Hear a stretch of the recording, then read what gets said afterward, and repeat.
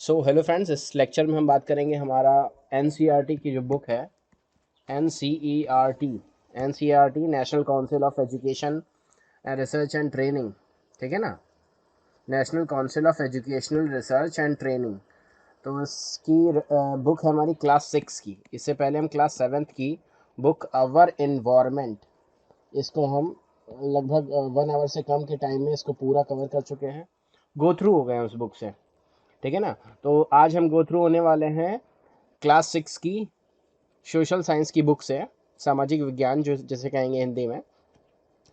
Geography की book है, text book, और क्लास 6 की है। 50 रुपये की है। आप हार्ड कॉपी भी ले सकते हैं। बाकी आप इस चैनल के थ्रू सारी एनसीईआरटी बुक्स को भी कवर कर सकते हैं। ठीक है ना। तो इसको हम गो थ्रू करेंगे और सभी चैप्टर्स में मेन फिगर्स देखेंगे और मेन जो भी फैक्ट मिलेंगे उनको देखेंगे। तो सबसे पहले तो कॉन्स्टिट्यूशन को एक बार गो थ्रू कर लेते हैं। The Constitution of India preamble है हमारा। प्रियम्बल मतलब प्रस्तावना है।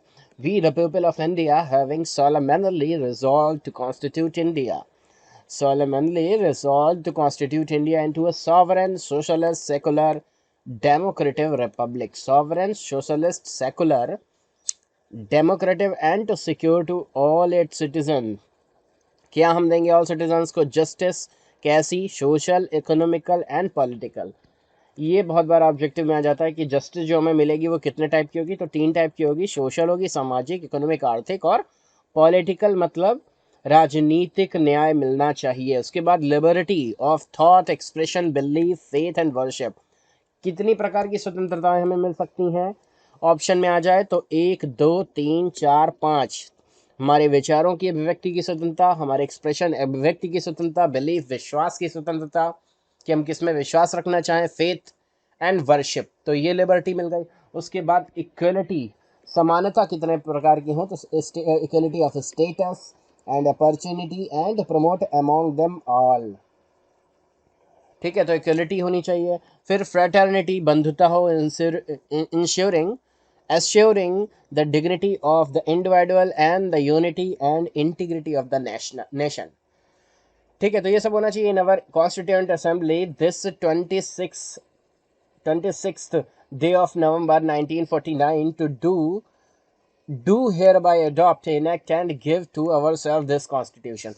26 नवंबर 1949 को हम ये कॉन्स्टिट्यूशन अपने आप को समर्पित कर रहे हैं, अपने आप को दे रहे हैं, इनेक्ट कर रहे हैं, अडॉप्ट कर रहे हैं। ये सब चीज़ें हैं। तो हमें क्या मिल रहा है? 3 चीज़ें: justice, liberty, equality and fraternity. Justice, liberty, equality और फ्रेटर्निटी। JLF कह सकते हैं इसको। JLF, JLF मतलब justice, liberty, equality, fraternity. Justice कितने टाइप की है? 3 टाइप की है। Social, economic, liberty. और लिबर्टी कितने टाइप की है? थॉट की, एक्सप्रेशन की, बिलीफ की, फेथ की, वर्शिप की। ये 5 टाइप कह सकते हैं। इक्वलिटी क्या? Status, of status and opportunity. तो ये 2 टाइप की हो गई। और fraternity assuring the dignity of the individual and the unity and integrity of the nation. पहले तो हमारी मतलब 3, 5, 2, 1 ऐसे करके हो गया। इंडिविजुअल की डिग्निटी हो, सम्मान मिले, और unity and integrity of nation हो। तो इस तरीके से हमने प्रस्तावना को याद करा है। और फिर इसकी टेक्स्ट बुक की डेवलपमेंट कमेटी को आप देख सकते हैं, एक्नॉलेज पढ़ सकते हैं। उसके बाद हम देखते हैं इस चैप्टर में कंटेंट क्या क्या है। The earth in the solar system. हमारे सोलर सिस्टम में अर्थ कैसे काम कर रही है, क्या उसकी फीचर्स हैं, कितनी बड़ी है, कितनी छोटी है। The earth in the solar system. आगे क्या है? ग्लोब। जो हमारा ग्लोब है उसमें लैटिट्यूड और लॉन्गिट्यूड क्या होते हैं? लैटिट्यूड मतलब अक्षांश, लॉन्गिट्यूड मतलब देशांतर। फिर उसके बाद मोशन ऑफ अर्थ, कैसे अर्थ घूमती है। हमारा जो सौर मंडल है, हमारा जो सोलर सिस्टम है, उसमें अर्थ कैसे घूम रही है। फिर मैप्स हम देख लेंगे, हमारे जितने भी कॉन्टिनेंट्स हैं या कुछ मेजर फिजिकल फीचर्स या पॉलिटिकल फीचर्स वाले मैप है उनको देख लेंगे। फिर major domains of the earth, कौन कौन से मुख्य डोमेन हैं अर्थ के, उनको देख लेंगे। फिर major land forms of the earth, कौन कौन सी भू आकृतियां हैं हमारे पृथ्वी की। फिर आवर कंट्री को देख डालेंगे। हमारी कंट्री जो इंडिया है इसकी क्या फीचर्स हैं, कितनी लंबाई चौड़ाई है, कहाँ से कहाँ तक विस्तार है, कितने प्रकार की वनस्पतियाँ ये सब पाई जाती हैं। फिर India climate, vegetation and wild life. ठीक है, क्लाइमेट कैसी है हमारे इंडिया की। उसके बाद यहाँ पे हम देख रहे हैं हमारा नेशनल एंथम, ठीक है, इसको गाएंगे तो खड़े हो जाएंगे, तो इसलिए हम लोग नहीं गाएंगे यहाँ पे। और ये कब एक्सेप्ट हुआ था? Our national anthem composed originally in Bangla, Bangla में ओरिजिनली कंपोज किया गया है by Rabindranath Tagore, was adopted in its Hindi version by the Constituent Assembly as the national anthem at India of India on 24 जनवरी 1950। तो 26 नवंबर 1949 को हमारा कॉन्स्टिट्यूशन आया और 24 जनवरी 1950 को हमने नेशनल एंथम को अडॉप्ट कर लिया। तो यहाँ से हम पहला चैप्टर स्टार्ट कर रहे हैं, the earth in the solar system. हमारे सोलर सिस्टम में अर्थ कैसे है, क्या है, तो ये सभी चीज़ें बच्चों को बताने के लिए है कि आप एक टॉर्च लें और फिर ऐसे ऐसे करें, सर्कल बनेगा, है ना, तो आपको पता चलेगा कैसे सन की रेज सीधे चलती हैं, टेढ़ी चलती हैं ना, ये सब बातें हैं। तो हम इसमें मेन टॉपिक्स, मेन फैक्ट को देखेंगे। The sun and the moon, the sun, the moon and all those objects shining in the night sky are called celestial bodies. जो भी चीज़ें रात में आकाश में चमकती हुई दिखाई पड़ रही हैं उन्हें क्या कहते हैं? Celestial bodies. Some celestial bodies are very big and hot, they made up of gases, वो गैसेस से बनी होती हैं, जैसे कि Jupiter, they have their own heat and light but they emit in large amounts. These celestial bodies are called stars। जो ऐसी होती हैं जो बहुत बड़ी होती हैं और बहुत गर्म होती हैं, तो वो क्या होती हैं? गैसेस से बनी होती हैं, जैसे कि हमारा सन है ना, और ये क्या है? स्टार्स कहलाते हैं। The sun is a star. फिर काउंटलेस ट्विंकलिंग स्टार्स हैं नाइट में, स्काई में देखते हैं, है ना, ये सब चीज़ें बताई गई। यहाँ पे बताया गया it is a full moon night, पूर्णिमा, आपने स्काई की तरफ देखा कि फुल मून दिखाई पड़ रहा है, ऐसा कुछ करके है। अगर नहीं दिखाई पड़ रहा है तो it is new moon night, अमावस्या है, अगर दिखाई नहीं पड़ रहा है, ये सब चीज़ें हैं। फिर सप्तऋषि देखें, अगर हम नॉर्थ स्टार जो हम कहते हैं उत्तरी तारा, तो उसको किस तरीके से देखना है, लोकेट करना है यहाँ पे उस चीज़ की चर्चा है। अच्छा, ये क्या है? While watching the night sky you may notice various patterns, various patterns of देखेंगे found by group of stars, these calls or constellation. तो मतलब जो भी तारों का जो भी समूह दिखाई पड़ेगा उसको हम क्या कहते हैं? Constellation. Big Bear is one such constellation. तो एक बड़ा कॉन्स्टलेशन कौन सा है? बिग बेयर, है ना। Ones of the most easily recognisable constellation is the Saptarishi. तो सप्तऋषि करके हमारे कॉन्स्टलेशन है जो हमारे पुराणों और वेदों में उसका जिक्र है, जिसमें 7 जो ऋषि हैं उनके बारे में इसमें जिक्र है, उनके नाम पर वो 7 सितारे हैं। It is a group of 7 stars that forms a part of Ursa Major constellation. Ursa Major constellation मतलब ऊर्जा से भरपूर, ये कुछ ऐसा मेजर कॉन्स्टलेशन है। फिर उसके बाद देते हैं the north star indicates the north direction, it is called the pole star. तो एक नॉर्थ स्टार है जो कि नॉर्थ डायरेक्शन को दिखाता है कि कहीं हम नदी में कहीं पे नेविगेशन करना चाहते हैं, तो अगर हमें नॉर्थ डायरेक्शन पता करनी है तो वो सबसे ज़्यादा चमकता हुआ स्टार होगा, उसी को हम कहेंगे, उसी के हिसाब से हम डिसाइड कर लेंगे कि ये नॉर्थ डायरेक्शन में है, ठीक है ना। फिर उसके बाद आ जाता है, ये पोल स्टार हो गया। उसके बाद अब देखते हैं, some celestial bodies do not have their own heat and light, they are lit by the light of the stars. Stars की लाइट के द्वारा वो चमकते हैं, जैसे हमारी पृथ्वी हो गई, तो such bodies are called planets, उनको प्लैनेट कहेंगे। The moon that we see in the sky is a satellite, it is a companion of our earth and moves around it. तो ये क्या कंपेनियन है पृथ्वी का, हमारे पृथ्वी के चारों ओर घूमता है। There are 8 other planets that get heat and light from the sun, some of them have their moons too, उनके भी अपने अपने वो हैं। अब सोलर सिस्टम देख लेते हैं, तो the sun, the 8 planets, satellites, some of other celestial bodies are called asteroids and meteoroids, है ना। कुछ सेलेस्टियल बॉडीज जो है एस्टेरॉइड्स और मेटेरॉइड्स कहलाती हैं। अब यहाँ पे आप देख रहे हैं, यहाँ पे आपका सोलर सिस्टम दिखाया गया हुआ है ना। तो ये आपका सोलर सिस्टम दिखाया गया, इसका आप स्क्रीनशॉट भी ले सकते हैं। सबसे पहले सन है, उसके बाद मरकरी है, उसके बाद आपका वेनस है, फिर अर्थ है, फिर उसके बाद मार्स है, जुपिटर है, सैटर्न है, यूरेनस है, नेपच्यून है। तो इसको हम कैसे याद कर लेते हैं? मेरा तो टेक्निक ये है, मवेम, मवेम और जशुंत, ठीक है। मवेम जशुंत करके याद करते हैं, Mercury, Venus, Earth, Mars, Jupiter, Saturn, Venus, Neptune, Pluto. Pluto को अभी अर्थ की कैटेगरी से, प्लैनेट की कैटेगरी से हटा दिया गया है। तो पहले 9 प्लैनेट्स कहे जाते थे, जैसे कि हम हमारे घर में पूजा होती है हिंदू सभ्यता में, तो हम कहते हैं नवग्रह की स्थापना करनी है, तो वो नवग्रह इसी में से थे। तो समझिए कि हमारा पुरातन धर्म इतना महान है कि उसे पहले से पता है कि 9 ग्रह हैं, और वो प्लूटो को भी ग्रह में मानता है, और अब नवग्रह की स्थापना करके ऐसे सत्यनारायण की पूजा वगैरह करते हैं। तो ये कब से चला आ रहा है।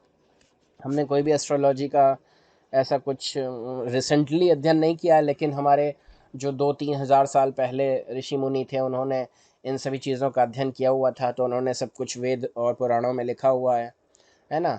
और ये जो ब्रिटिशर्स हैं, ये सभी हमारे वेद पुराण और जितने भी अच्छे हमारे रिसर्च के बुक्स थी, उनको सब ले गए हैं, और उन्हीं को ही ढूंढ ढूंढ के पढ़ पढ़ के वो अपना कह देते हैं हमने ये रिसर्च किया, हमने वो रिसर्च किया, है ना। इनकी ओरिजिनल रिसर्च शायद ही कुछ हो, फिर भी कहते तो हैं कि हमें ने किया है। फिर मरकरी में देखें तो 1 ऑर्बिट अराउंड सन 88 डेज, एक ऑर्बिट करता है 88 डेज में। 1 स्पिन ऑन इट्स एक्सिस, अपने एक्सिस के अराउंड 59 डेज में मूव करता है। फिर वेनस को देखें तो 255 दिन में ये पृथ्वी के अर्थ सन के चक्कर लगा लेता है। अर्थ 365 दिन में चक्कर लगाता है। मार्स 687 दिन में चक्कर लगाता है ना।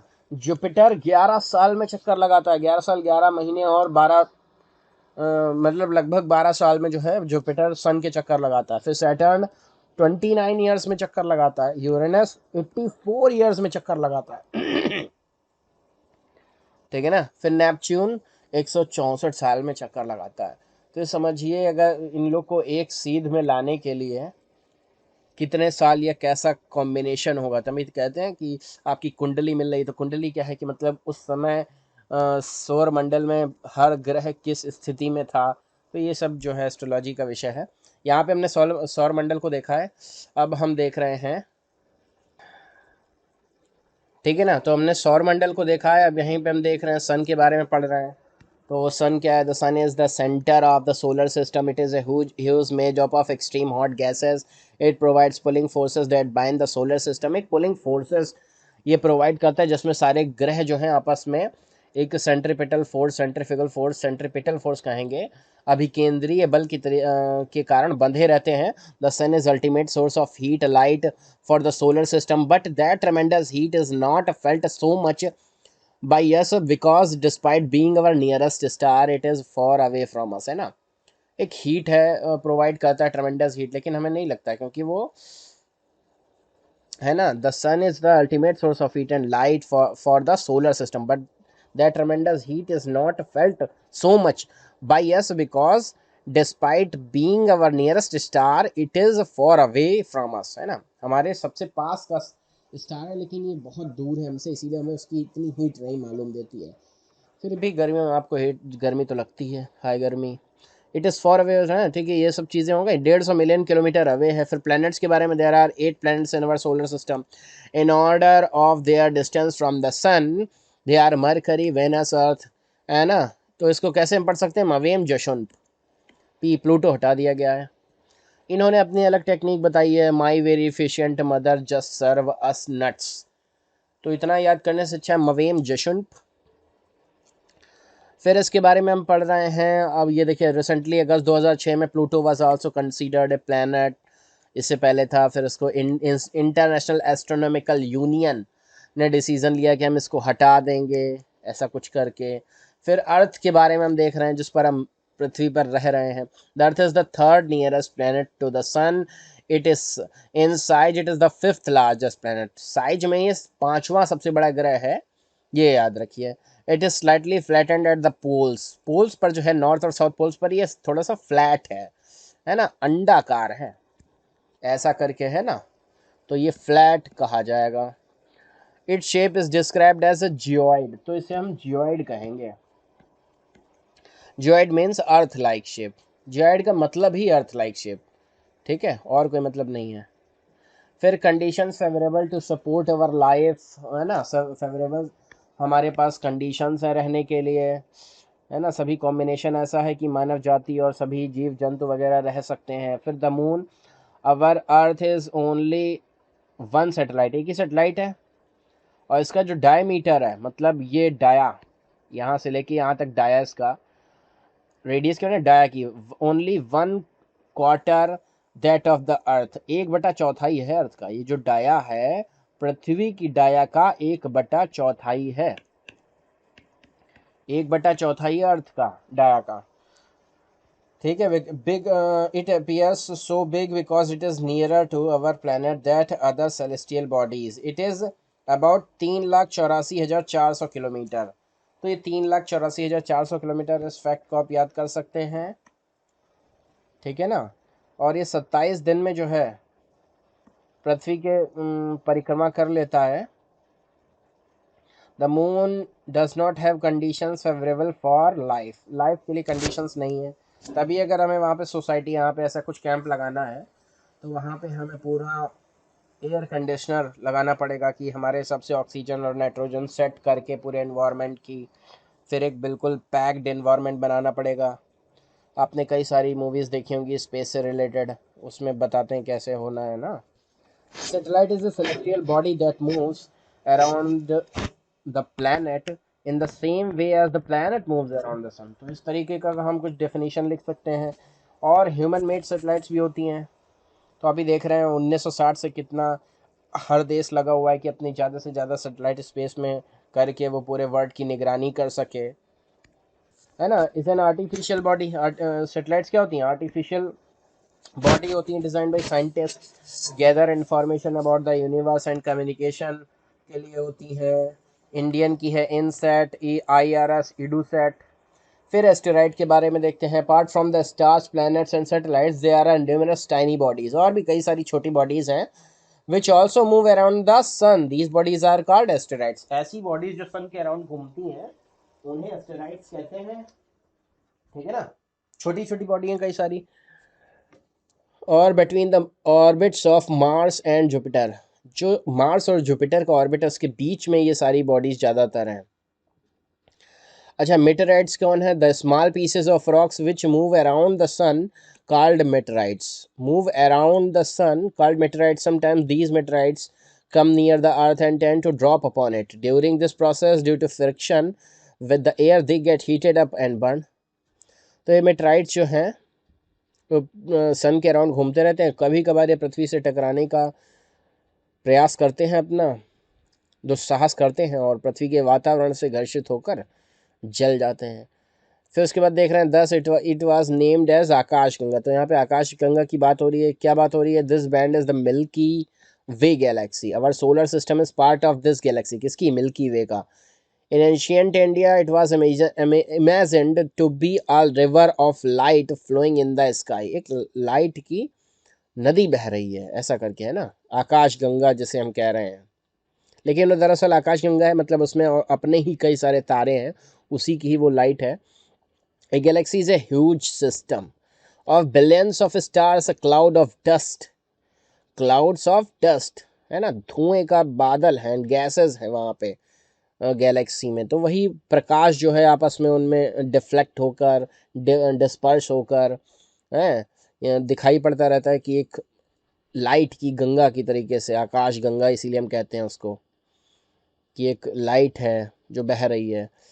ठीक है, there are millions of such galaxies that make the universe. It is difficult to imagine how big the universe is. Imagine नहीं कर सकते कितनी बड़ी हमारी यूनिवर्स है, पूरा ब्रह्मांड जैसे हम कहते हैं। ठीक है, आगे देखते हैं। अर्थ है, सोलर सिस्टम है, मिल्की वे गैलेक्सी है, फिर यूनिवर्स है। इस तरीके से हम हायरार्की को देख सकते हैं, समझ सकते हैं कि हम रहते हैं अर्थ पर। अर्थ किस में? सोलर सिस्टम में। सोलर सिस्टम किस में? मिल्की वे गैलेक्सी में। और वो गैलेक्सी में कई सारी गैलेक्सी और हैं किस में? द यूनिवर्स में। तो इस तरीके से हम अपने आप को रिलेट कर सकते हैं। और यहाँ पे देख रहे हैं हम फार्मूला मवेम जशुंप का। ठीक है ना।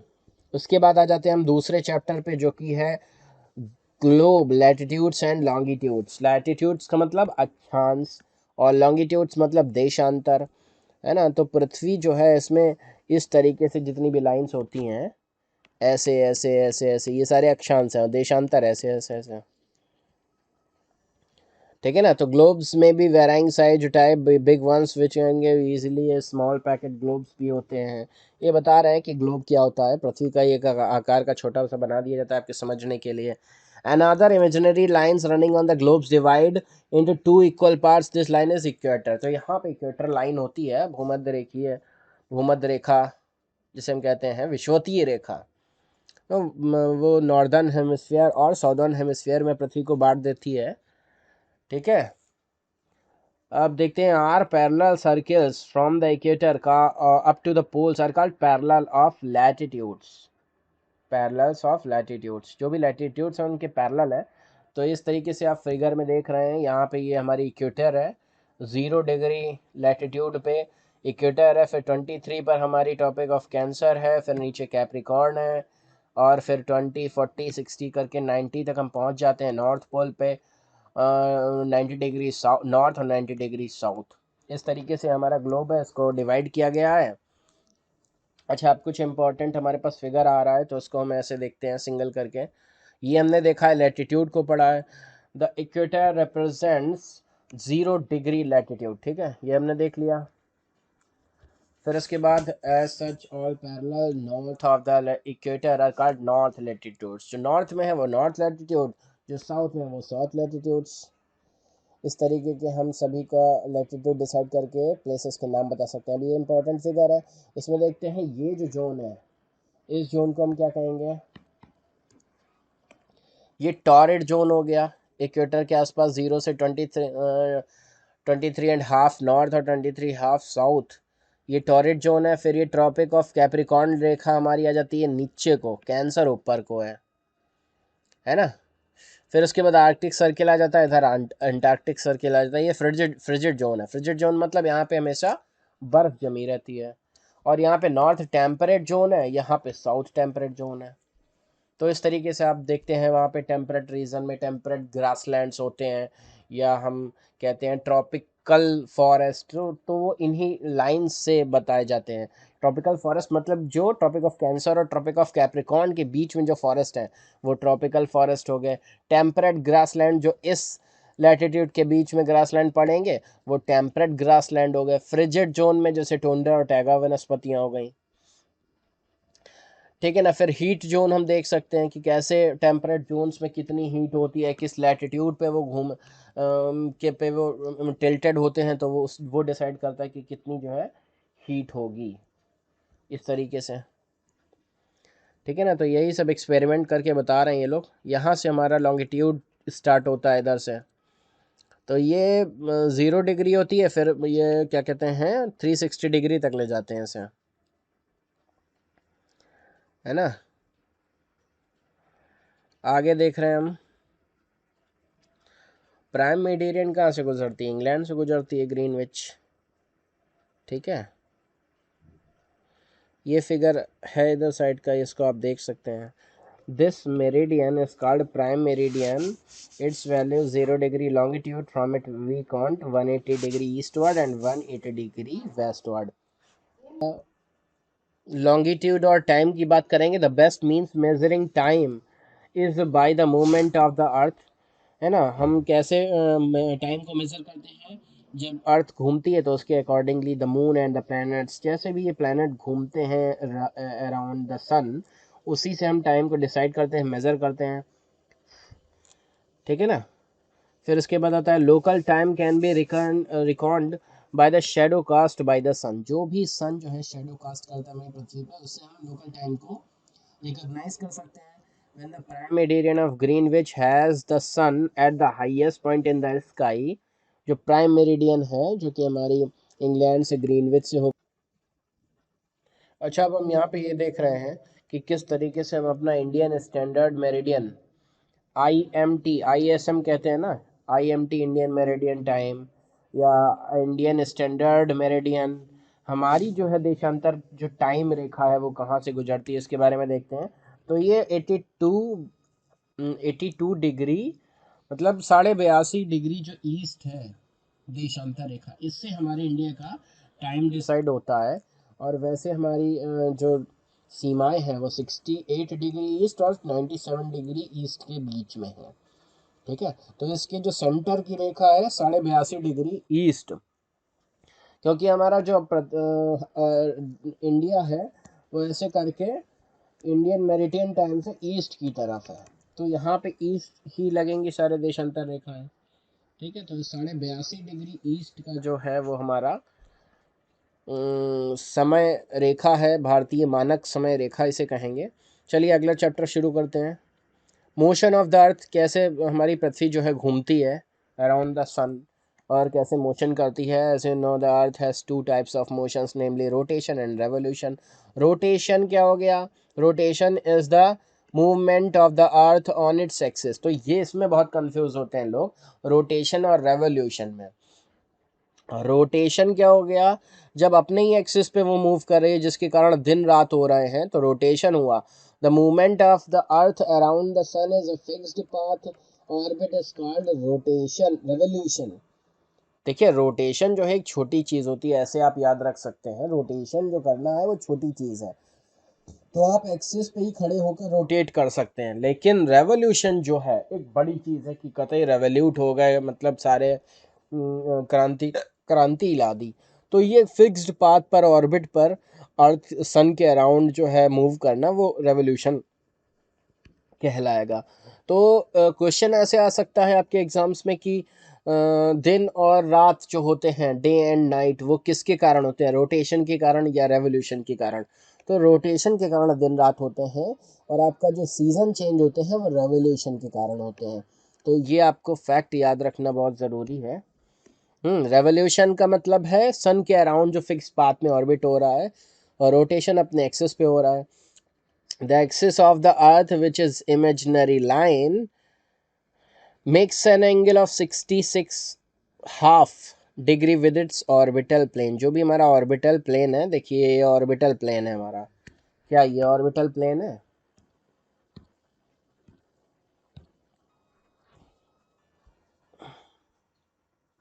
है ना? तो ये ऑर्बिटल प्लेन है, इसमें इससे हमारा 66 डिग्री पे हमारा एक्सिस है जिस पर ये रोटेट होती है। रेवोल्यूशन नहीं हो रही है, ये रोटेट हो रही है इस एक्सिस पे, जो कि साउथ पोल और नॉर्थ पोल से निकला हुआ है। ठीक है, तो इस तरीके से हम कह सकते हैं। और अपने अक्ष से, ये अक्ष हो गया इसका पृथ्वी, ये 23.5 डिग्री झुकी हुई है। The vertical line from the earth orbital plane, earth का जो ऑर्बिटल प्लेन है, ऑर्बिट करने का जो प्लेन है, उससे वो 23 डिग्री जो है झुकी हुई है। और अपने ऑर्बिट प्लेन इधर से देखें तो 66 डिग्री है। दोनों चीज़ हम कह सकते हैं, inclination of earth axis on the end on the orbital plane. ठीक है, तो इस तरीके से ही सीज़न होता है, क्योंकि ये हमारी 23.5 डिग्री झुकी हुई है, तभी जो है इस पे सीजन्स आते हैं कि यहाँ पे जब यहाँ पे वर्टिकल लाइंस होती हैं तो यहाँ पे समर होता है, जब इधर वर्टिकल लाइंस पड़ती हैं तो यहाँ पे समर हो जाता है, नॉर्थ साउथ, आपका साउथ हाफ में। ठीक है, तो ये हमने फिगर देख लिया, समझ लिया है, रोटेशन रेवोल्यूशन को समझ लिया है। अब आगे आगे हम देख रहे हैं the second motion of the earth around the sun is called revolution. इसको देख चुके हैं। 365 1/4 दिनों में ये पूरा होता है, मतलब कि 4 सालों के बाद एक दिन पूरा हो जाता है। तो हम 365 डेज लेते हैं नॉर्मल डेज में, और इन 1/4 4 सालों के बाद जोड़ के 366 दिन कर लेते हैं, जहाँ पे 29 की फरवरी कर देते हैं। ठीक है, रिवॉल्व अराउंड द सन। ठीक है, तो इस तरीके से देखिए ये बहुत ही इंपॉर्टेंट आपका फिगर है, और इसमें से एक क्वेश्चन यूपीएससी यूपीपीएससी इसमें आता ही रहता है। Revolution of earth and seasons, कैसे वो रेवोल्यूट होती है सन के अराउंड, और कैसे सीज़न चेंज होते हैं। ये हमारा सन है और ये रेवोल्यूट हो रही है, ऐसे करके ऐसे करके ऐसे करके रेवोल्यूट हो रही है। ठीक है, अच्छा, रेवोल्यूट होने में होता क्या है, क्योंकि ये अपने अक्ष पर 23.5 डिग्री झुकी हुई है, तो जब ये 23.5 डिग्री ऐसे करके झुकी हुई है, तो यहाँ पे अभी नॉर्थ, जो हमारा नॉर्थ हाफ है पृथ्वी का, वहाँ पे वर्टिकल लाइंस पड़ रही हैं। ठीक है ना, तो नॉर्दर्न हेमिस्फीयर में क्या पड़ जाएगा हमारा, नहीं नहीं, अभी वर्टिकल लाइंस कहाँ पड़ रही हैं? साउथ पे, साउथ मतलब ट्रॉपिक ऑफ कैप्रिकॉर्न पर, यहाँ पे ऐसे पड़ेंगी। ये तो ऊपर हो गया ना, तो विंटर नॉर्दर्न हेमिस्फीयर में विंटर हो गया। ये विंटर सॉलिस्टिस कब होता है? 22 दिसंबर। 22 दिसंबर को ये जो साउदर्न हेमिस्फीयर है उस पर वर्टिकल रेस पड़ती हैं। तो समर इन द साउदर्न मतलब 22 दिसंबर को ऑस्ट्रेलिया के क्षेत्र में गर्मी पड़ेगी। और इधर क्या हो गया, 21 जून को नॉर्थ हेमिस्फीयर में क्या हो जाएगा, हमारा समर पड़ जाएगा 21 जून को। तो ये 21 जून को वर्टिकल रेस यहाँ पे ट्रॉपिक ऑफ कैंसर पे पड़ेंगी और विंटर हो जाएगा साउदर्न हेमिस्फीयर में। फिर यहाँ पे स्प्रिंग आ जाएगा हमारे नॉर्दर्न हेमिस्फीयर में। 21 मार्च को बसंत का काल आता है ना, 21 मार्च को इक्विनोक्स जिसे कहते हैं, तो स्प्रिंग हो जाएगा। और नीचे ऑटोमन हो जाएगा, मतलब कि ऑस्ट्रेलिया नीचे जो साउदर्न हेमिस्फीयर उसमें ऑटोमन रहेगा, पतझड़ का काल, और ऊपर जो है बसंत का काल रहेगा।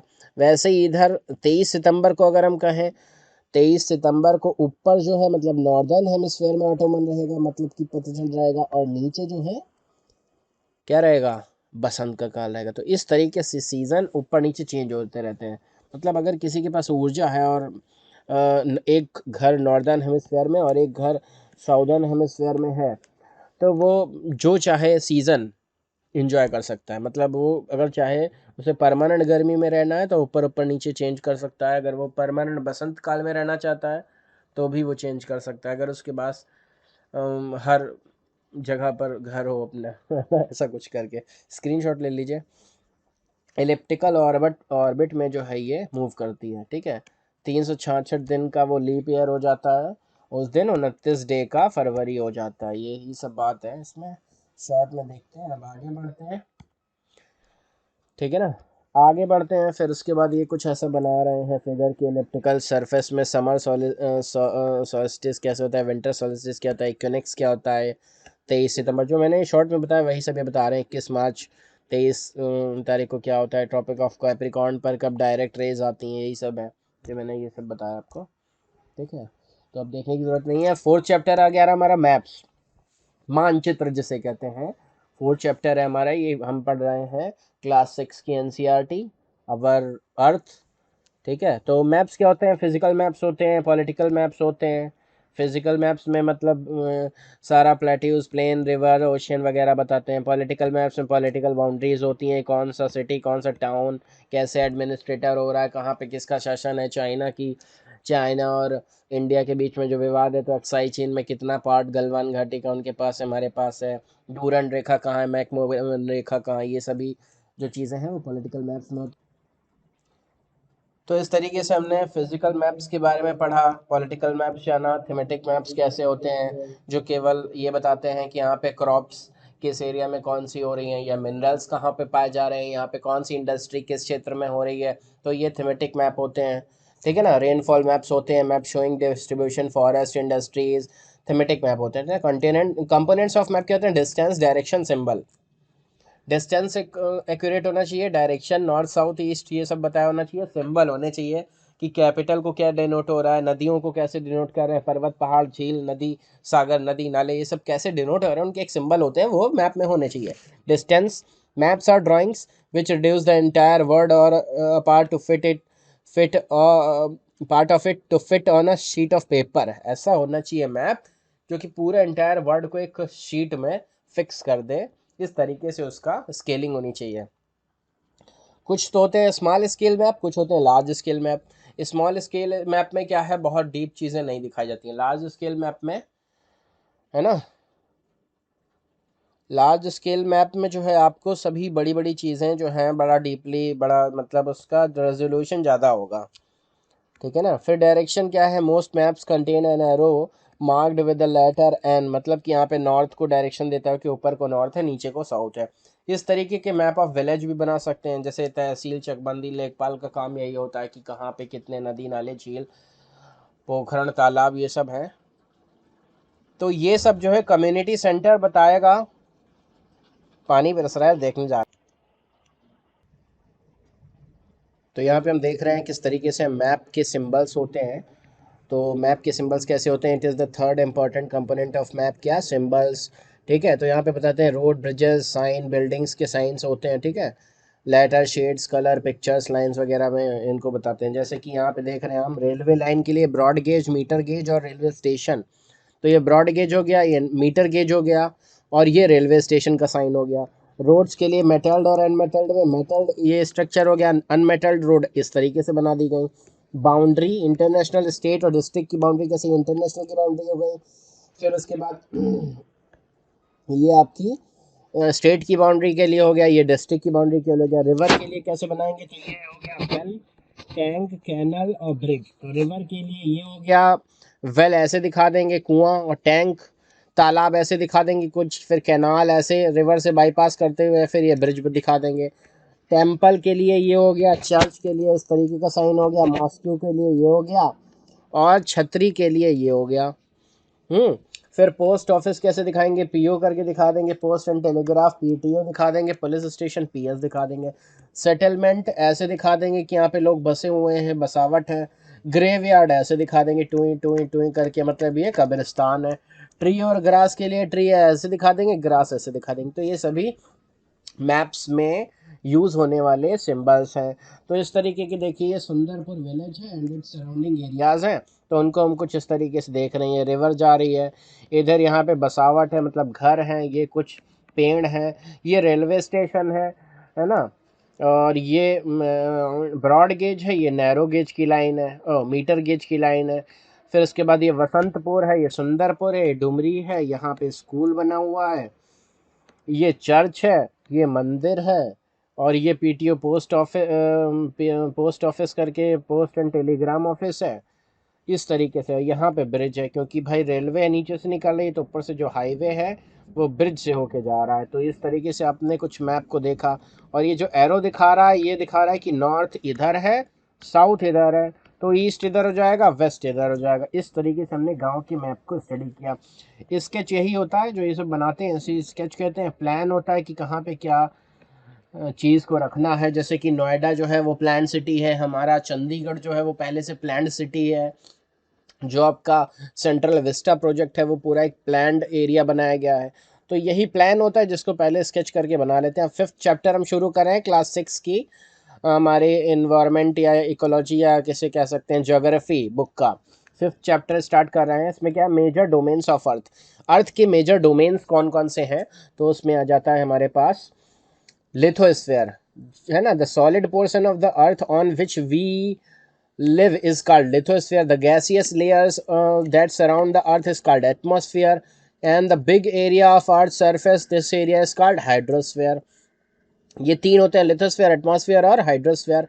और hydrosphere comprises water in all it's form, that is called ice water and water vapour. तो हाइड्रोस्फेयर में क्या होता है, तीनों तरीके के रूप में जल होता है, बर्फ में, पानी में, और वाटर वेपर मतलब कि वास्प में।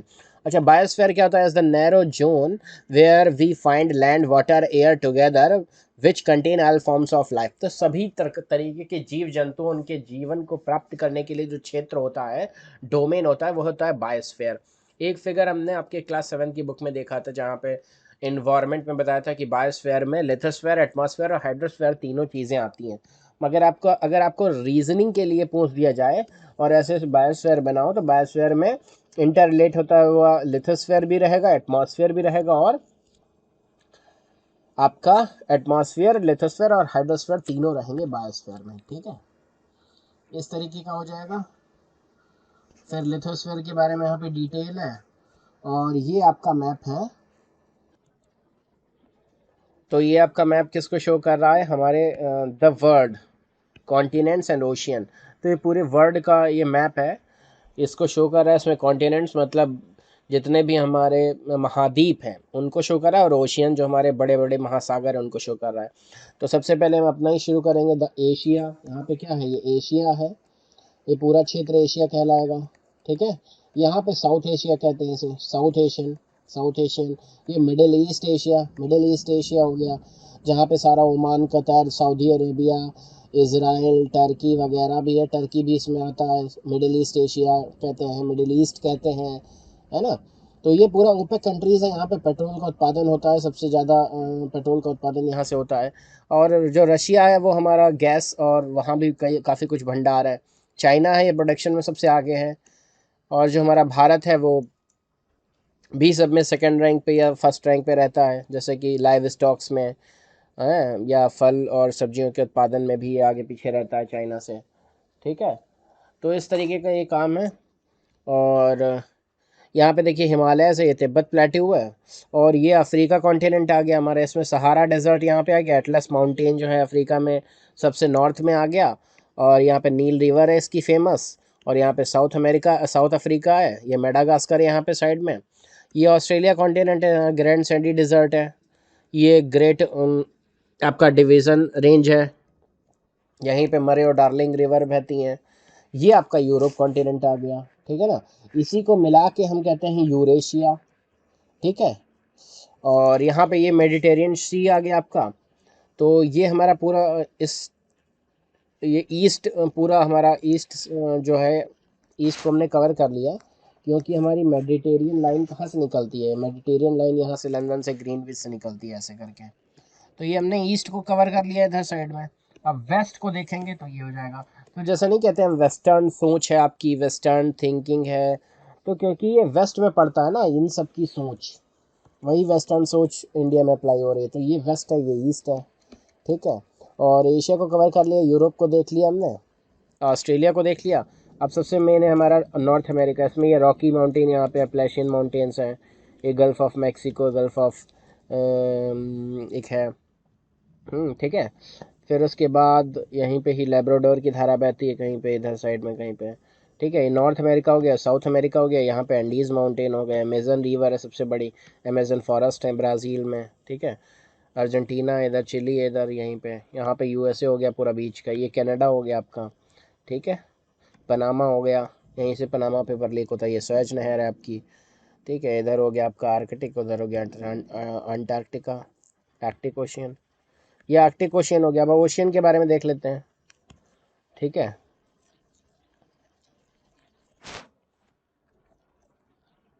अब ओशियन देख रहे हैं तो ये हो गया हमारा आर्कटिक ओशियन, ये इधर हो गया साउदर्न ओशियन, अंटार्कटिका है ये, ठीक है ना। फिर ये पैसिफिक ओशियन हो गया जितना भी है, इधर भी पैसिफिक हो गया, मतलब चाइना से इधर बढ़ेंगे और इससे नॉर्थ अमेरिका के बीच का जो क्षेत्र है वो पूरा पैसिफिक है, मतलब पैसिफिक सबसे बड़ा महासागर कह सकते हैं हम। फिर अटलांटिक ओशियन सबसे बड़ा है, जो अफ्रीका और नॉर्थ अमेरिका के बीच में है, साउथ अमेरिका बीच में कॉन्टिनेंट में जितना भी क्षेत्र है अटलांटिक ओशियन में आएगा। इंडियन ओशियन ये क्षेत्र है, ठीक है। बहुत ही स्ट्रेटेजिक, बहुत ही इंपॉर्टेंट है, क्योंकि यहाँ से पूरा विश्व का 50% तक का ट्रेड जो है होके निकलता है, इसलिए बहुत ही इंपॉर्टेंट क्षेत्र है इंडियन ओशियन का। यहाँ पे ये हमारा बंगाल की खाड़ी है और ये अरब सागर है, ठीक है ना। ये मेडिटेरियन से, यहाँ से ही पूरा स्वेज कैनाल से होते हुए पूरा यूरोप में ट्रेड होता है, और बहुत ही 2 से 3 हज़ार साल पहले भी ये सारा ट्रेड चल रहा था, ठीक है ना। तो इसीलिए इंडिया को सोने की चिड़िया कहते हैं, क्योंकि एक तो ये ऐसे जगह पर है कि ट्रॉपिकल फॉरेस्ट, ट्रॉपिकल भी है और सब ट्रॉपिकल भी है, मतलब मिक्स्ड, यहाँ पे सारी सारी तरीके की वनस्पतियाँ पाई जाती हैं। तो यहाँ पे सारे प्रकार के मसाले, सारी प्रकार की फसलें और सारा प्रकार का जो है धन धान्य उपलब्ध होता है। और फिर सबसे बड़ी चीज़ है गंगा नदी, मतलब गंगा नदी ऐसे बहती है कि उसका एक एक पानी की बूंद जो है भारतवासियों के उपयोग के लिए उपयोगी है ना। वो अमृत का भी काम करती है, जड़ी बूटियों का भी लाने का काम करती है न खेती बाड़ी के लिए सिंचाई का भी साधन है और सब कुछ है। तो मतलब गंगा के उपजाऊ मैदान में जो भी आप उपजा लें वो समझिए आपके लिए वरदान है। तो वो यहीं से हम एक्सपोर्ट करते थे, यहाँ से भी पशुपालन पहले ज़्यादा होता था कृष्ण के टाइम पे। तो इतना डेयरी प्रोडक्ट होता था यहाँ पे, इतना डेयरी प्रोडक्ट होता था, इतना बढ़िया यहाँ की गाय की नस्लें थी कि यहाँ से पूरा दूध तो हम लोग फिर पीते थे, फिर उसका दूध, दही और घी बनाकर यहाँ पे हम एक्सपोर्ट करते थे अरब के क्षेत्रों में और यहाँ यूरोप वगैरह के क्षेत्रों में, क्योंकि घी बहुत दिन तक चलता है। और वहाँ से सारे स्वर्ण मुद्राएं वगैरह यहाँ पे आती थी। तो यहाँ पे सभी के घरों में ना, खुले घरों में, बोरों में सोने के सिक्के वगैरह रहते थे। लेकिन ये जब से ब्रिटिश आए 1600 से 1947 तक, जब तक गए नहीं हैं, इन्होंने पूरा ऐसा सिस्टम बना दिया कि इंडिया को कैसे मैक्सिमम लूट सकें, उन्होंने पूरा उसका स्ट्रक्चर बना दिया। ये जो ट्रेन वगैरह बनाई हैं उन्होंने, इसलिए नहीं बनाई है कि लोगों को सुविधा देना चाह रहे थे। यहाँ पे इतना सोना और जागीर और इतने हाथी और ये सब, मतलब बेशकीमती जवाहरात थे, जिनको ले जाने के लिए उन्होंने ये ट्रेन बनाई थी कि यहाँ से हम ऐसे ट्रेन ले जाएं जो मुंबई से ठाणे तक ऐसे करके कुछ पहली ट्रेन थी, यहाँ से शिप से भर कर वो ले जाएं। तो पहली बार रॉबर्ट क्लाइव जब 1765 में 56 में उसने सिराजुद्दौला को हराया और 10 साल तक बंगाल बिहार प्रांत के क्षेत्रों में उसने राज्य किया, और जब वो यहाँ से ले गया था सोना, तो उसने अपनी किताब में लिखा है कि वो 900 जहाज जो थे पानी के, उसमें सोना भर के ले गया था। तो यहाँ से 900 जहाज गए थे ऐसे ऐसे ऐसे करके, और फिर वहाँ पे उसने अपने ब्रिटेन के जो राज्य सामग्री थी वहाँ पे उसका शेयर नहीं बांटा और अपने पास ही वो सबसे सोना रखा। तो उसको जब पता चला वहाँ पे, तो उस पर मुकदमा चला रॉबर्ट क्लाइव पे, है ना। तो ये चीज़ें हैं, ये सब उनकी बुक्स में जो उन्होंने वहाँ पे आर्काइव में लिखी और रखी हैं, वो सब हैं। तो मैकाले भी जब सबसे पहले आया था तो वो पूरा साउथ से, नॉर्थ से साउथ तक भारत में घूमा। तो उसने कहा कि यहाँ पे साउथ में कोई भी अपने घर में ताला नहीं डालता है, सबके पास बोरों में भरे हुए सोने के सिक्के हैं, बहुत ही लोग समृद्ध हैं। और ये समृद्धता कब तक चलती रही? 1857 की जो हमारी प्रथम स्वतंत्रता संग्राम थी, है ना। तो वहाँ पर किसानों ने बढ़ चढ़कर जो है विद्रोह किया, और उनके पास ही बहुत सारे धन धान्य था। तो वो इतने मजबूत थे कि उन्होंने ही पूरा अंग्रेज़ों को खदेड़ दिया था। मतलब कि आधी से ज़्यादा क्षेत्र, मतलब 80% क्षेत्र अंग्रेज़ों से खाली करवा लिया था। लेकिन यहाँ के जो गद्दार राजा थे और जो जमींदार थे, उन्होंने सहयोग नहीं दिया। उन्होंने ब्रिटिशर्स का सहयोग देकर फिर से उनको कब्जा करवा लिया, क्योंकि उन्हें बैठे बैठे खाना था। और अंग्रेज़ों ने उनसे प्रॉमिस किया कि हम आपको बैठे बैठे इतना सब जागीरें दे देंगे और ये सब दे देंगे, हेल्प करेंगे आपको लूटने के लिए लोगों को। तो इस कारण जो है फिर से वो क्रांति असफल हुई। तो इस तरीके से यहाँ हमारे देश को सोने की चिड़िया कहते हैं। क्यों कहते हैं? क्योंकि यहाँ पे ऐसी भौगोलिक परिस्थितियाँ हैं कि हम हर प्रकार के खाद्यान्न का उपजा सकते हैं, और हर प्रकार का मटेरियल यहाँ पे मिलता है, हर प्रकार का। और यहाँ की जो गाय है वो कामधेनु गाय कही जाती है। तो यहाँ पे जो दूध दही घी इस चीज़ का इकोनॉमी थी वो बहुत डेवलप थी, है ना। अब तो न्यूजीलैंड में कहते हैं वहाँ का बहुत देसी डेयरी प्रोडक्ट जो है इंडिया में आ सकता है ना। तो वो बड़ा मैकेनाइज तरीके से करते हैं, लेकिन हम लोग बड़ा प्रेम से गाय वगैरह को इकोनॉमी में यूज़ करते थे और गाय को पोसते थे। तो ये सब चीज़ें थी हमारे भारत देश में, और ये अभी से नहीं थी, 1000-2000 नहीं, ये कम से कम 5000 साल पहले से थी, मतलब जब कृष्ण थे। तो आप समझ सकते हैं कि मतलब कितना सोना और खजाना गड़ा हुआ होगा, जो ये जो अंग्रेज जो थे खोद खोद कर चूहे की तरह ले गए हैं, ठीक है ना। फिर भी वो उन लोगों ने बैठे बैठे खाया होगा, तभी तो आज इंग्लैंड कुछ भी नहीं है ना। ब्रिटेन जो है कुछ भी नहीं रह गया, समझिए। तो उसने इतना लूटा, बैठे बैठे खाया, फिर भी अभी उसके पास कुछ नहीं, क्योंकि उनके पास क्या है ना, वो कपास सही से उत्पादन कर सकते, ना उनके पास इतना लैंड है। अब लैंड भी देखिए आप कितना है, ये इतना सा क्षेत्र है इंग्लैंड के पास, है ना। ये बाकी सब डोमिनियन है इसके, अफ्रीका में डोमिनियन है, इधर डोमिनियन है। लेकिन जितना क्षेत्रफल भारत के पास है, उसमें जितनी खेती हम लोग कर सकते हैं, जितना हम वर्क कर सकते हैं, हमारे पास ऐसी भौगोलिक परिस्थितियाँ, हमारे पास ऐसा क्लाइमेट है कि हम साल के 300 दिन पे, 365 में हम कह रहे 2 महीने भी अगर बहुत शीत और बहुत गर्मी पड़ गई, तब भी हम 365 दिन काम कर सकते हैं, 350 दिन काम कर सकते हैं। लेकिन यहाँ पे वैसी परिस्थितियाँ नहीं है। यहाँ पे लोग दारू और मांस मीट खा के पड़े रहते हैं, मक्कार होते हैं, समझिए, है ना। तो यहाँ पे क्या वो उपजाते हैं? तो समझिए, जब तक आप प्रोडक्शन ही नहीं करेंगे तो आपकी इकोनॉमी में पैसा आएगा ही कहाँ से? ये पैसा आएगा धोखाधड़ी से। चाहे आप वो अपने डोमिनियन से करिए, भारत से करके ले गए हैं 200 सालों तक, अफ्रीका को लूटा है आपने, अफ्रीका के संसाधनों को लूटा है।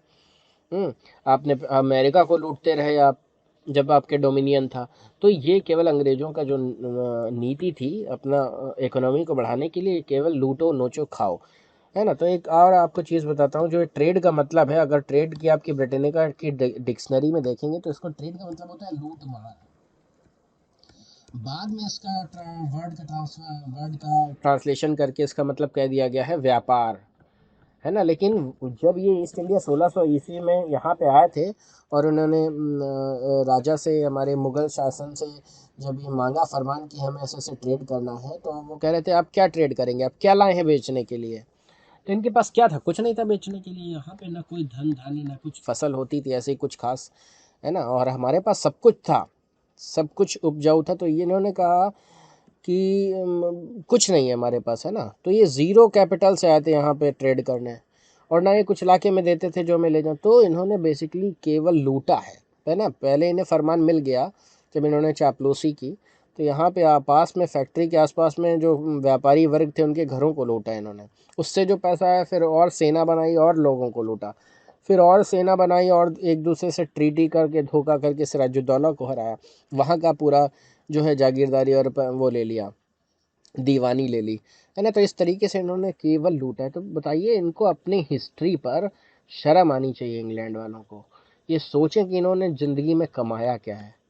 ये इंग्लैंड वाले जो हैं इनको शर्म आनी चाहिए, एक बार इसको आप सोचिएगा, ठीक है। चलिए आगे हम लेक्चर डिस्कस करते हैं। तो इस तरीके से हमने ब्रिटेन की करतूतों को देखा। अब हम देख रहे हैं कॉन्टिनेंट्स। तो कॉन्टिनेंट्स में आ जाता है Asia. Asia is the largest continent, it cover about 1/3 of the total land of area of the अर्थ, ठीक है। यूरोप के बारे में देखें तो इस काफ़ी छोटा है ये एशिया से है। और it is bound by the water bodies on 3 sides, चारों तरफ इसकी water bodies. Africa it is the second largest ocean after Asia. Asia के बाद अफ्रीका दूसरा बड़ा जो है क्या है, कॉन्टिनेंट है, ठीक है। The equator 0 degree latitude almost through middle of the continent. तो अफ्रीका को 2 भागों में ये जो है रेखा काटती है इक्वेटर। यहाँ पे आप देख सकते हैं इधर, है ना, ये जो है रेखा, ये आधा आधा कर देती है। फिर North America is the largest continent of the world, ठीक है। फिर उसके बाद South America very narrow strip of land called isthmus of Panama. The continent lies completely northern and western hemisphere. There oceans surround the continent. Can you name these oceans, है ना। फिर South America lies mostly southern hemisphere. Southern Australia is the smallest continent, ठीक है। It is surrounded on all sides by the ocean. It is called an island continent. फिर Antarctica के बारे में देखेंगे, कम्प्लीटली साउदर्न हेमिस्फीयर में है, huge continent है। South Pole lies almost at the centre of this continent. As it is located in the south polar region, it is permanently covered with a thick ice sheet. There are no permanent human settlements. Many countries have research stations in Antarctica. India also have research station, they are named and Maitri and Dakshin Gangotri. तो ये आपका आता ही रहता है exams में, objective में, कि भारत के कौन कौन से स्टेशन हैं। तो मैत्री है और दक्षिण गंगोत्री है, ये 2 जो है रिसर्च स्टेशन है हमारे अंटार्कटिका में, ठीक है। फिर हाइड्रोस्फीयर हम देख रहे हैं। तो पृथ्वी को जो है ब्लू प्लैनेट कहते हैं, क्यों? क्योंकि इसमें 71% of earth is covered with water. 71% क्षेत्र पर जल है, 29% पर लैंड है। Hydrosphere consist of water in all it's form. Hydrosphere जो होता है ना, जल मंडल जिसे हम कहते हैं, उसमें जो है सभी फॉर्म्स के वाटर का सभी फॉर्म पाए जाते हैं। जैसे लेक्स में होता है पानी, ओशियन और रिवर्स में पानी में के रूप में होता है, रनिंग वाटर होता है, आइस इन ग्लेशियर्स होता है, under water underground water and the water vapour in atmosphere. 97% of earth water is found in the ocean, ठीक है। It is too salty for human use. A large portion of the rest of the water is in the form of ice sheets and glacier. फिर उसके बाद glacier में होता है। तो इस तरीके से आप देख रहे हैं यहाँ पे अनुपात किस अनुपात में है, ठीक है ना। तो ये चीज़ें देखिए। फिर ओशियन के बारे में हम देख रहे हैं। The ocean water always moving, हमेशा घूमता रहता है, मूविंग। फिर Pacific ocean is the largest ocean,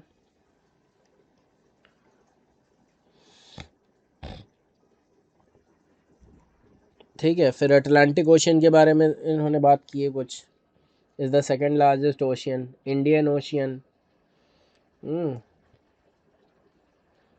Arctic Ocean is located with Arctic circles around the North Pole. It is connected with Pacific Ocean by narrow stretch of shallow water called Bering Strait. तो ये Pacific ocean से कैसे मिलता है? Bearing straight से मिलता है। फिर एटमॉस्फेयर देख रहे हैं हम। तो यहाँ पे 3 टाइप के लेयर्स होती हैं। एक तो ये स्ट्रेटोस्फेयर, जिसमें ट्रोपोस्फेयर, जिसमें सभी जो हैं वायुमंडल की घटनाएं घटती हैं, क्षोभ मंडल इसे हिंदी में कहते हैं। फिर स्ट्रेटोस्फेयर समताप मंडल होता है, यहाँ पे सारा मेटेओर वगैरह, वेदर बलून वगैरह और प्लेन वगैरह उड़ सकते हैं। फिर मेसोस्फेयर आ गया, ओजोन परत यहाँ पे आसपास रहती है। फिर थर्मोस्फेयर, उसके बाद एक्सोस्फेयर। तो इसको आप देख सकते हैं। फिर यहाँ पे हाइड्रोस्फेयर देख रहे हैं, जहाँ पे पानी वगैरह का क्षेत्र है, ये हाइड्रोस्फेयर में आ जाएगा। एटमॉस्फेयर जहाँ वायुमंडल है, वातावरण है। लिथोस्फेयर जहाँ पे लैंड है। यही पूरा मिल के बायोस्फेयर बनता है। देखिए यहाँ लिखा है द बायोस्फेयर, तो यही पूरा मिल के बायोस्फेयर बन जाता है। ठीक है, इसी के बारे में बताया गया। एमिशन ऑफ इंडस्ट्रीज में क्या निकलता है, thermal power plants, vehicles, carbon dioxide निकलती है ना। तो ये अनुपात को बिगाड़ देती है, तो वही पॉल्यूशन होता है जो एक रेशियो को बिगाड़ दे। ठीक है, फिर मेजर लैंड फॉर्म, 6 चैप्टर हमारा स्टार्ट होता है। क्लास 6 की हम जियोग्राफी पढ़ रहे हैं। 6 chapter, major land forms of the earth क्या है, इंटरनल प्रोसेस, है ना। तो सबसे पहले ये देख रहे हैं, ये प्लेन है हमारा। फिर ये प्लेट्यू कहा जाएगा, जो कुछ उठा हुआ पोर्शन होगा, है ना। देखिए यहाँ से हिल से जो है नदी बह के आई, तो इसने अवसाद लाई, अवसाद अपने साथ लाई, सेडिमेंट्री जिसे कहेंगे। तो इसने ये जो भी अवसाद होगा, जब जल के साथ अवसाद आता है तो वो फ्लैट हो जाता है। क्यों? क्योंकि ग्रेविटी होती है अर्थ में। तो ये फ्लैट एरिया को ही हम प्लेन कहते हैं। और इससे उठा हुआ जो पहाड़ जब डिग्रेड हो जाता है, पहाड़ जब कट जाता है, समतल हो जाता है, तो उसे प्लेट्यू कहते हैं, पठार कहते हैं। और कुछ हिल्स होती हैं जो छोटी छोटी होती हैं, और माउंटेन रेंजेस होती हैं जिन पर आइस कैप होते हैं। लेक जो होती हैं इनलैंड पानी के रिजर्वायर होते हैं। फिर पेनिनसुला ऐसा हो गया जो 3 तरफ से पानी से घिरा हो, तो उसे पेनिनसुला कहेंगे। स्थमस क्या कहेंगे? जो 3 तरफ लैंड से घिरा हो पानी का एरिया, उसे स्थमस कहेंगे। कोस्ट हो जाएगा जो पानी के पास का होगा। डिस्ट्रीब्यूटरी मतलब पानी जो नदी आई है उसके डिस्ट्रीब्यूट हो जाए वो अलग अलग नदियों की शाखाओं में। फिर स्ट्रेट, अगर दो दो लैंड है उनके बीच में पानी समुद्र का होके बह रहा है, तो वो स्ट्रेट हो जाएगी। यही मेजर लैंड फॉर्म्स हैं। ठीक है, तो इन्हीं को हमने शॉर्ट में देख लिया। डिपोजिशन होता है, एरोजन होता है, ये सब आप चीज़ें लिख सकते हैं। और पीपीटी में भी हम डिस्कस करेंगे इसको। अभी हम केवल गो थ्रू हो रहे हैं इस बुक से कि क्या क्या मेन चीज़ें। बाकी आप जहाँ पे आपको ज़रूरी लगे आप स्क्रीनशॉट ले सकते हैं। जैसे मेन पॉइंट है यहाँ पे कि 3 टाइप्स ऑफ माउंटेन्स होते हैं, fold mountain, block mountain, the volcanic mountain. Block mountains कौन कौन से होते हैं? अच्छा, the Himalayan mountains and the Alps are young fold mountains. जो हिमालय पर्वत हैं और जो आल्प श्रेणियाँ हैं, आल्प पर्वत यंग फोल्ड माउंटेन है, वो मतलब वलयित आकार के नए हैं, नवीन वलित पर्वत है, मतलब नीचे से वो फोल्ड होके बढ़ रहे हैं, ऊंचे हो रहे हैं। रग्ड रिलीफ है, हाई कॉनिकल पीक्स हैं इसकी। The Aravalli range in India is one of the oldest fold mountain. ये भी फोल्ड माउंटेन है पर ओल्डेस्ट है। अब इसमें कुछ नया चेंजेस नहीं हो रहे। The range is has considerably worn due down due to the process of erosion. तो ये अरावली जो है इरोजन हो गया है इसका, तभी ये फ्लैट आ गया और इसकी ऊंचाई भी काफ़ी घट गई है। The Appalachian in North America, जो नॉर्थ अमेरिका है यूएस वगैरह में, वहाँ पे एप्लेशियन जो श्रेणी है, and the Ural mountains in Russia have rounded features and low elevation. They are very old fold mountains. ये भी बड़े ओल्ड फोल्ड माउंटेन्स हैं। कहाँ के? रशिया के और नॉर्थ अमेरिका के, एप्लेशियन और आल्प्स, एप्लेशियन और यूराल। तो ये हमने फोल्ड माउंटेन्स को डिस्कस किया है। अब यहाँ पे एक मेन बात आपको गौर करने वाली है कि यंग फोल्ड माउंटेन हिमालय पर्वत है, ठीक है, और सबसे oldest fold mountain Aravalli range है। तो आप खुद ही समझ सकते हैं कि जो हमारा भारत देश है, अगर यहाँ पे ये अरावली श्रेणी सबसे ओल्ड है, तो यहाँ पे कभी पर्वत रहा होगा, है ना। जब यहाँ पे कभी पर्वत रहा होगा तो यहाँ पे आइस कैप्स भी बनती होंगी, है ना। जब आइस कैप्स बनती होंगी, जो ये गोदावरी है, पहले ये दक्षिण गंगा, जो अभी से दक्षिण गंगा कहा जाता है, कि मतलब ये साउथ की गंगा है, मतलब सतत वाहिनी नदी रही होगी। अगर ये अरावली पर्वत है और ये मान लीजिए 5 या 10 हज़ार साल पहले या उससे भी कई साल पहले, जिसकी हम कल्पना नहीं कर सकते, ये फुल माउंटेन अरावली पर्वत की श्रेणियाँ रही होंगी, तो ये सतपुड़ा रेंजेस भी बहुत ऊंची ऊंची रही होंगी। इसमें आइस कैप्स बनते होंगे कि अरब सागर से जो पवनें आई तो यहाँ पे आइस कैप्स बने, और यहाँ पे सतत वाहिनी नदियाँ पाई जाती होंगी, है ना। सतत वाहिनी नदियाँ, अगर केवल एक गंगा नदी है जो हमारे नॉर्दर्न रीजन को इतना समृद्धशाली बना देती है, और अगर ये अरावली पर्वत पूरा क्या कहते हैं, अगर ऊंचा होता है, यहाँ से 3-4 नदियाँ बह रही होती हैं, तो कितना समृद्धशाली देश भारत रहा होगा, ये आप सोच सकते हैं। मतलब पुरातन से पुरातन संस्कृति यहाँ पर रही होगी।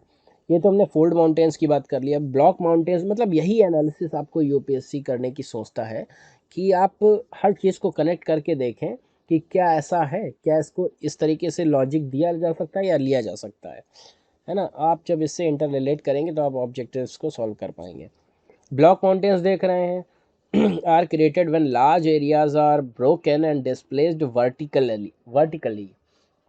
जब कई बड़े एरियाज जो हैं वर्टिकली जो होते हैं ब्रोकन हो जाते हैं, टूट जाते हैं, डिस्प्लेस्ड हो जाते हैं, तो ब्लॉक माउंटेन्स बनते हैं। The uplifted block mountains are termed as horst and the lowered block mountains are called ग्रेवन।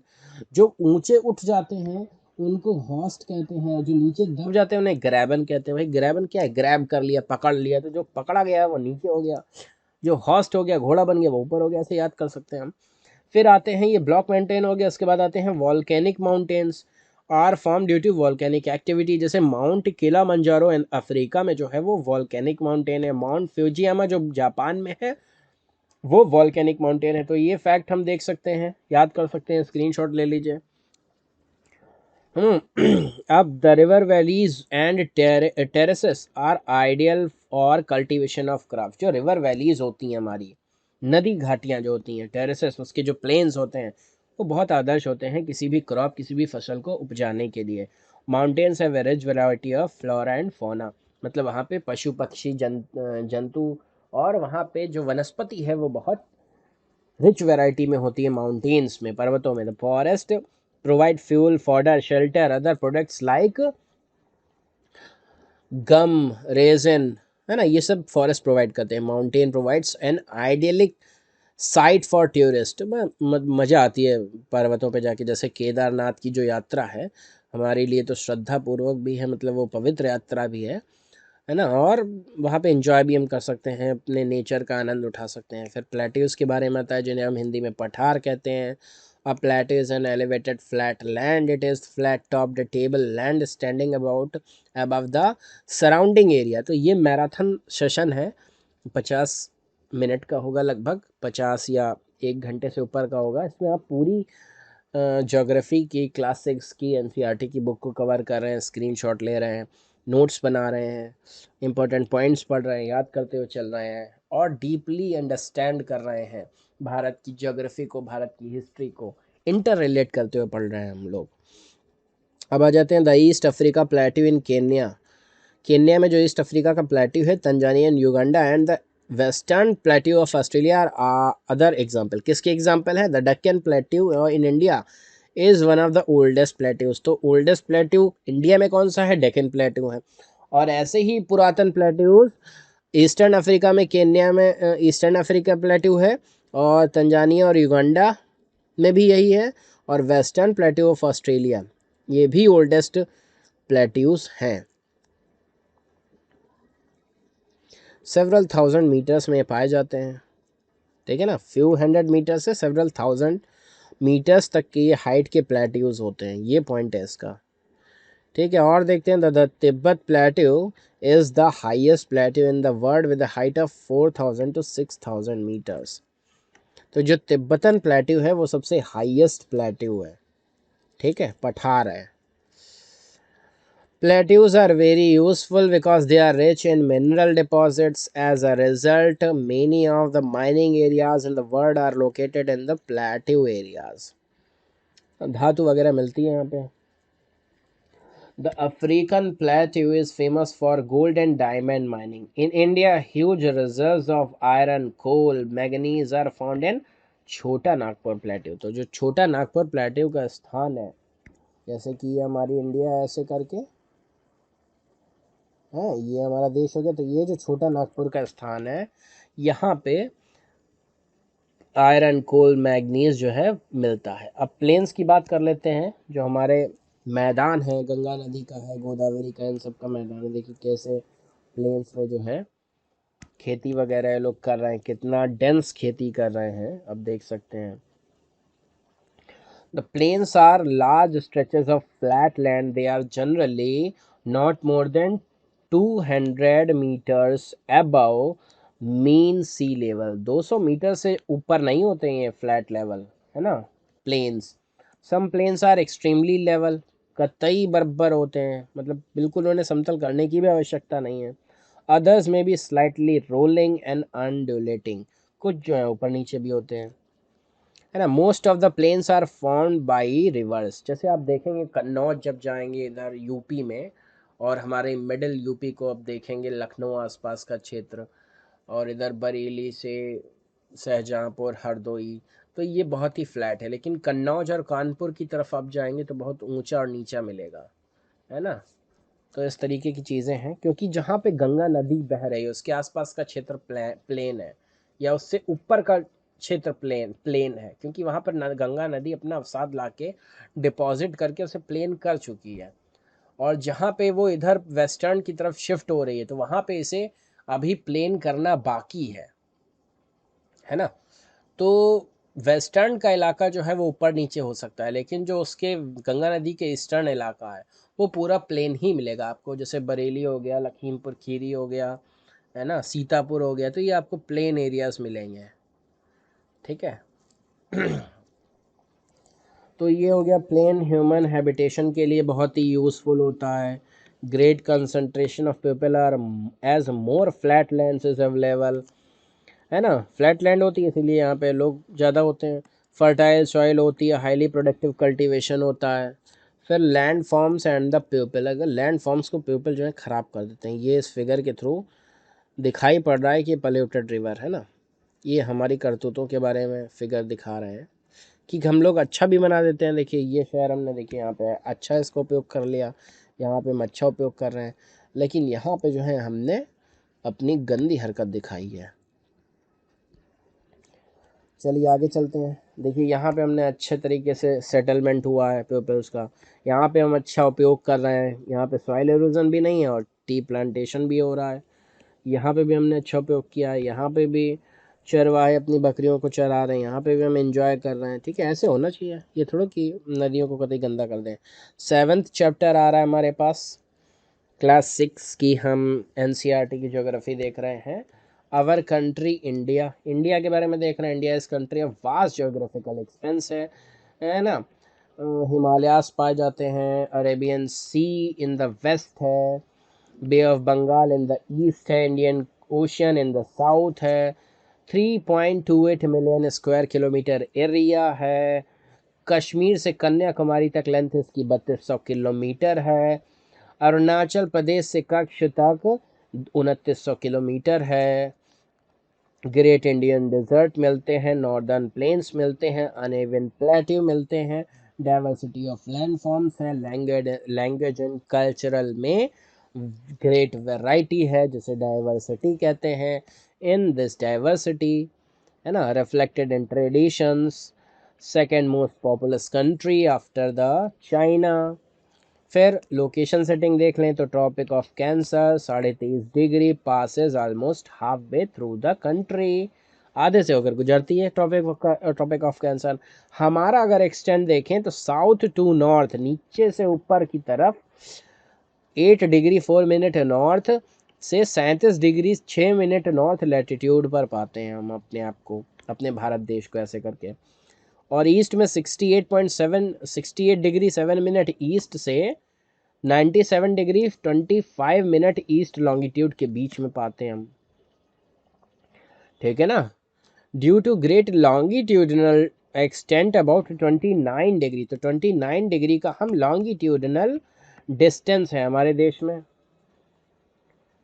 तो क्या हो जाता है, तो जो इसका डिफरेंस है वो 2 आवर्स के अराउंड आ जाता है। मतलब अगर कक्ष में 5 बजा है तो यहाँ पर 3 बजा होगा अरुणाचल प्रदेश में।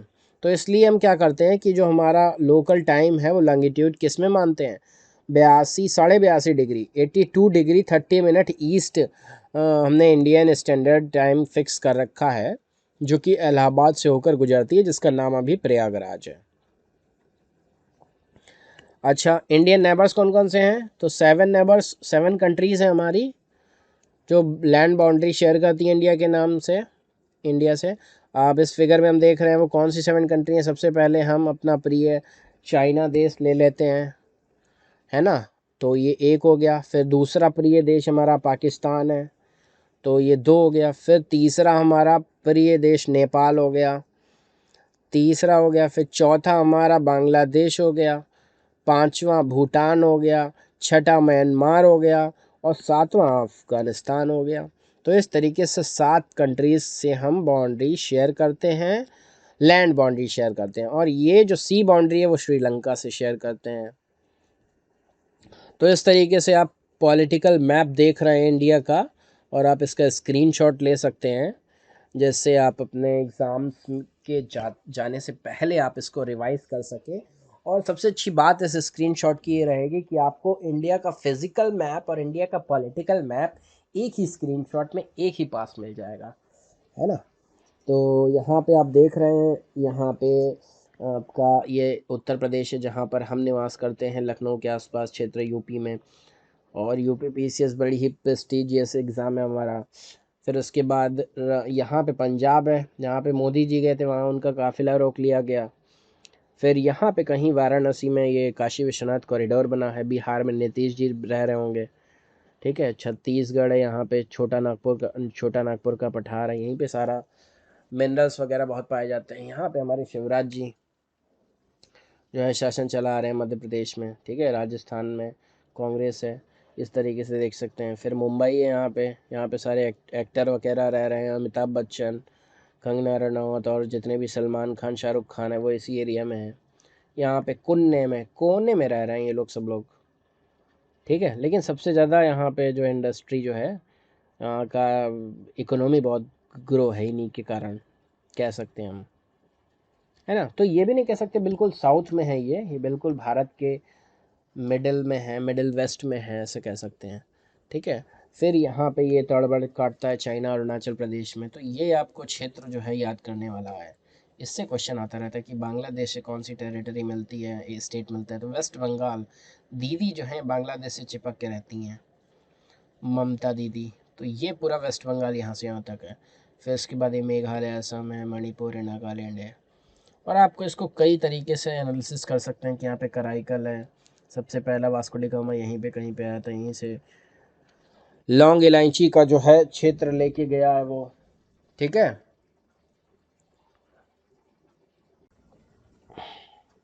तो इस तरीके से हमने देखा यहाँ पे पॉलिटिकल मैप ऑफ इंडिया।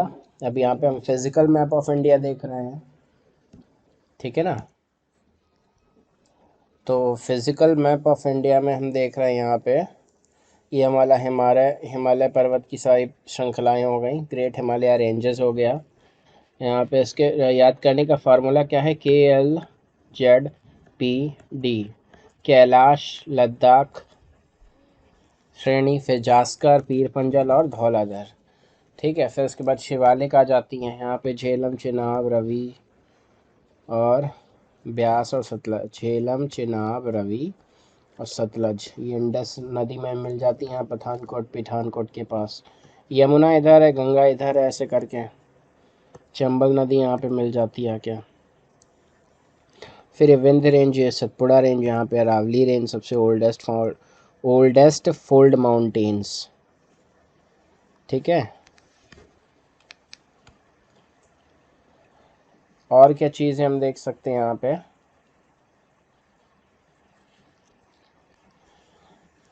और हम यहाँ देख सकते हैं गल्फ ऑफ खंबात है इधर साइड में, यहाँ पे गल्फ ऑफ कच्छ है। ये ब्रह्मपुत्र इधर आ रही है, तीसांगपो से कहते हैं यहाँ पे चाइना में, है ना। यहाँ पे गंगा मिल जाती है, इसे पद्मावत भी कह देते हैं यहीं पे।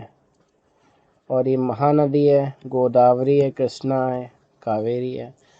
तो महानदी की गोद में कृष्णा और कावेरी खेलते हैं, ऐसे करके याद कर सकते हैं, महानदी की गोद में कृष्णा और कावेरी खेलते हैं, ठीक है। इधर से देखें तो हम यहाँ से याद करते हैं समानता, समानता से आ जाएगा एस से एक नदी है, सतपुड़ा रेंज है, समानता। फिर माँ से माही नदी, ना से नर्मदा नदी, ता से ताप्ती नदी।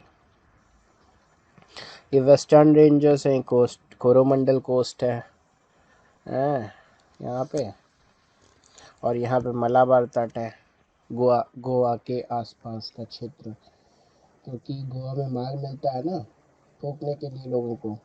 तो यहाँ पे मालाबार तट हो गया, ये कोरोमंडल कोस्ट हो गया। कोरोमंडल साउंड्स लाइक तमिलनाडु या केरल, तो ये कोरोमंडल कोस्ट हो गया। ये आपका उत्तरी सरकार तट हो गया इधर, ठीक है। कोस्टल एरियाज ईस्टर्न घाट है, ये वेस्टर्न घाट है, यहाँ पे बायोडाइवर्सिटी ज़्यादा मिलती है आपको, ठीक है। तो इस तरीके से देख रहे हैं माउंटेन रेंजेस हमने इस कलर में देखी है, ऑरेंज में, ये माउंटेन रेंजेस हैं पूरी, है ना। इसी का ही एक्सटेंशन आपका अराकयोमा ऐसे करके एक्सटेंशन ये अंडमान और निकोबार द्वीप समूह मिल जाते हैं। तो ये यहाँ से ऐसे श्रेणी आके ये इसका एक्सटेंशन यहाँ तक हुआ है, ऐसे करके यूँ, है ना। मतलब ये जो कॉन्टिनेंटल क्रस्ट से जब टकराया है गोंडवाना लैंड, तो ये लैंड अलग था, ये लैंड अलग था, ये जब टकराया ऐसे करके तो ये फोल्ड माउंटेन, यहाँ पे माउंटेन उठ गया ऐसे करके, और ये इधर टकराया ऐसे करके तो ये उठ गया ऊपर, है ना। लेकिन यहाँ पे तो ये ज़्यादा उठ नहीं पाए, ये सबमर्ज हो गया, तो ये अंडमान निकोबार द्वीप समूह बन गया। लेकिन यहाँ पे अभी भी टकरा रहा है, यहाँ से ऐसे कुछ प्रेशर बन रहा है, तो ये जो है अभी भी यंग फोल्ड माउंटेन्स हैं। यहीं पे हमारा कैलाश मानसरोवर है, ठीक है ना। यहाँ पे हमारा कहीं पे कैलाश मानसरोवर है, उत्तराखंड क्षेत्र में और तिब्बतन पठार में। यहीं पे हमारे केदारनाथ हैं, बद्रीनाथ हैं, ठीक है ना। यहाँ पे हमारा क्या कहते हैं वैष्णो देवी पीक है, वैष्णो देवी मंदिर है। ये रामेश्वरम हो गया इधर, ठीक है। पाक स्ट्रेट है, श्रीलंका हो गया, ठीक है, इस तरीके से। फिर यहाँ पे फिज़िकल डिवीज़न को दिखाया गया है, किस तरीके से फिज़िकल डिवीज़न है। The northern most area is great Himalaya, Himadri, middle Himalaya, Himachal. अब यहाँ पे हम 8th चैप्टर देख रहे हैं, India climate vegetation and wild life. तो यहाँ पे वेदर कैसा है, डे चेंजेस कैसे होते हैं, ठीक है ना। कोल्ड वेदर सेशन रहता है विंटर में, हॉट वेदर सेशन है, ठीक है। ये सब चीज़ें, कोल्ड वेदर सेशन विंटर कैसा होता है। वेदर के बारे में आप जानते ही हैं, प्यूपिल फन करते हैं, प्यूपिल का फन है इसमें, फन करिए, ठीक है। फिर इसके बाद हम देख रहे हैं, ये इंपॉर्टेंट चीज़ है, ट्रॉपिकल रेन फॉरेस्ट कैसे होते हैं। ग्राउंड लेयर पे इतना है ना, फिर श्रब्स लेयर वगैरह यहाँ तक मिलते हैं 1.5 मीटर तक। फिर यंग ट्रीज नए होते हैं 5 मीटर तक मिल जाते हैं, फिर 20 मीटर तक, और कैनोपी 40 मीटर तक ट्रीज मिल जाते हैं। फिर इमरजेंट लेयर होती है, मैक्सिमम हाइट 60 मीटर तक के पेड़ हो सकते हैं ट्रॉपिकल रेन फॉरेस्ट में, ठीक है। इसके बाद नेचुरल वेजिटेशन हम यहाँ पे देख रहे हैं। तो क्या कहते हैं, ग्रीन ग्रासेस के लैंड होते हैं, फील्ड्स होते हैं, ग्रासेस, श्रब्स, ट्रीज वगैरह पाए जाते हैं। रेन फॉरेस्ट में बहुत इंपॉर्टेंट होता है वेजिटेशन में, ट्रॉपिकल एवर ग्रीन फॉरेस्ट पाए जाते हैं, ट्रॉपिकल डिसिडियस फॉरेस्ट पाए जाते हैं, थॉर्नी बुशेस पाई जाती हैं, माउंटेन वेजिटेशन, मैंग्रोव फॉरेस्ट पाए जाते हैं। ट्रॉपिकल रेन फॉरेस्ट के बारे में अब यहाँ पे हम देख रहे हैं।